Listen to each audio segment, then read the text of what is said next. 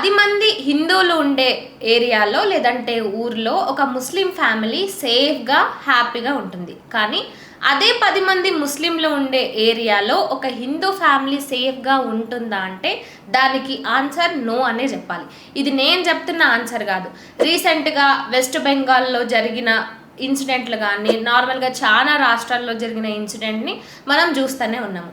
అయితే ఇప్పుడు నేను చెప్పే ముచ్చట ఏంటంటే, ఇప్పుడు ఈ ముచ్చట వెలుగులోకి వచ్చిన తర్వాత ఇలాంటివి కూడా జరుగుతాయా అని ఒక అనుమానం అయితే అందరికీ వ్యక్తమవుతుంది. అదేంటంటే గుజరాత్లోని జాపత్పురా అనే ప్రాంతాన్ని ఇస్లాంపురాగా ఎట్లా కన్వర్ట్ చేశారనే దాని గురించి ఈరోజు మనం మాట్లాడుకుంటున్నాం.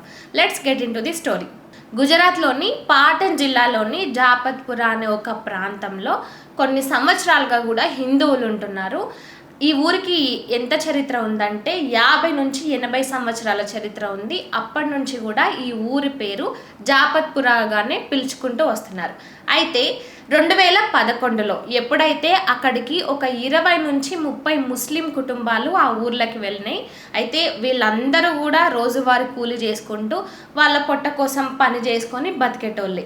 అయితే రాను రాను అక్కడ ఏమైందంటే ఒక మసీదు, అదేవిధంగా ఇంకో మదర్సా, ఈ రెండు కూడా అక్కడ నిర్మాణాన్ని ఈ ముస్లింలు చేపడుతున్నారు.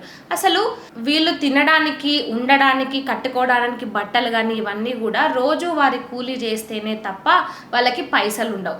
అట్లాంటిది ఒక మసీదు, అదేవిధంగా మదర్సాలు కట్టే అంత పైసలు వీళ్ళ దగ్గర ఎట్లొచ్చినాయి అనే క్వశ్చన్ అక్కడ చాలా మందిలో వచ్చింది.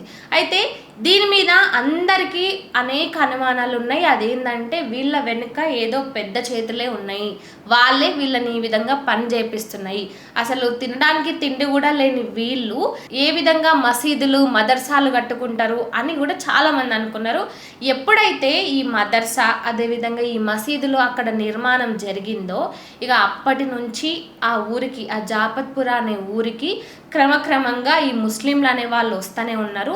ఎప్పుడైతే 2011లో 20 నుంచి 30 కుటుంబాలు ఉన్నాయో అక్కడ ఇప్పటికి చూసుకుంటే 200 నుంచి 300 కుటుంబాలు, ముస్లిం కుటుంబాలు అక్కడ ఉన్నాయి.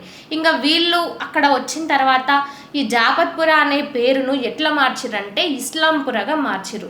వీళ్ళే పిలవడము, మొత్తానికి అక్కడ వీళ్ళే మెజారిటీగా అయిపోయి అక్కడ ఇన్ని సంవత్సరాలు, ఏదైతే 80 సంవత్సరాలుగా కూడా ఈ జాపత్పురా పేరు ఆ గ్రామానికి ఉందో, ఆ ప్రాంతానికి ఉందో, ఆ పేరునే మార్చే విధంగా వీళ్ళు ఇటువంటి పక్క ప్రణాళికతోన అక్కడ పని చేసుకుంటున్నారు.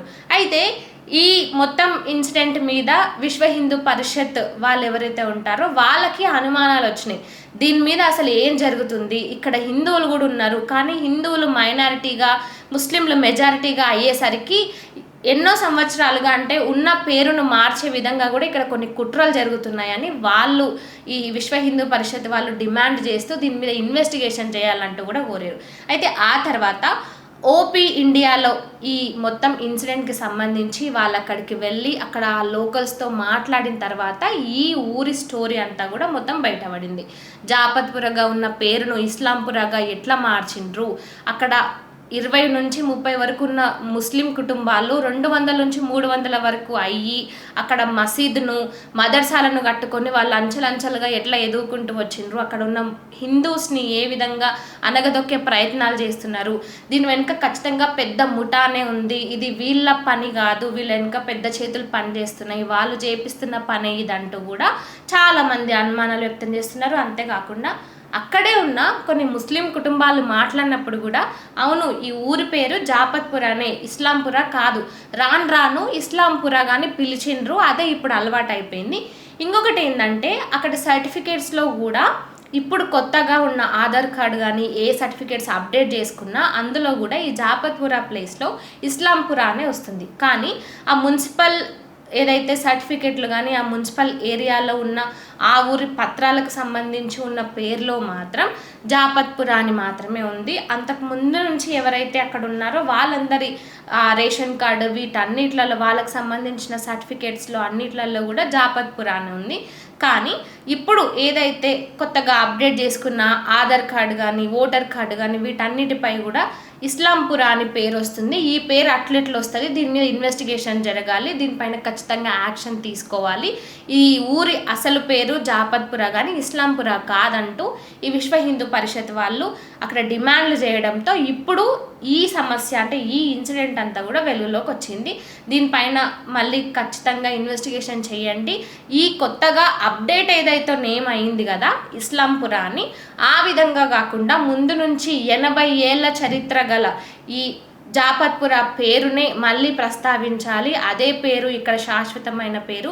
వీళ్ళు వచ్చిపోవడానికి వచ్చి ఉండి ఈరోజు ఆ ప్లేస్ని ఆక్రమించుకొని ఇస్లాంపురగా ఇలా చెప్పుకుంటున్నారంటూ కూడా అక్కడి వాళ్ళు హిందువులు, ముఖ్యంగా ఈ విశ్వ హిందూ పరిషత్ వాళ్ళు కంప్లైంట్ చేయడంతో దీనిపై ఇది వెలుగులోకి వచ్చింది.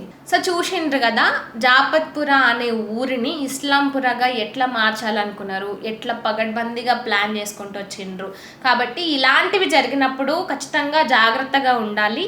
మీ సమీపంలోని ఏరియాల పేర్లు కానీ వాటి పేర్లు కానీ మారినాయా, అక్కడ ఉన్న పీపుల్ ఎవరైతే ప్రజలు ఉంటారో ఎవరు మెజారిటీ ఎవరు మైనారిటీ అని కాకుండా అసలు ఆ ఊర్లకి ఎన్ని చరిత్రలు ఉన్నాయి, ఆ మొదటి నుంచి ఉన్న చరిత్రకు ఏ పేరైతే ఉందో ఆ పేరే ఆ ఊరి పేరు. కానీ అక్కడికి వచ్చి వలస వచ్చి అక్కడ ఉండి అక్కడ ఉంటున్నందుకు ఆ ఊరి పేరునే మార్చడం ఎంతవరకు కరెక్ట్ అంటారు? దీనిపై కామెంట్ చేయండి.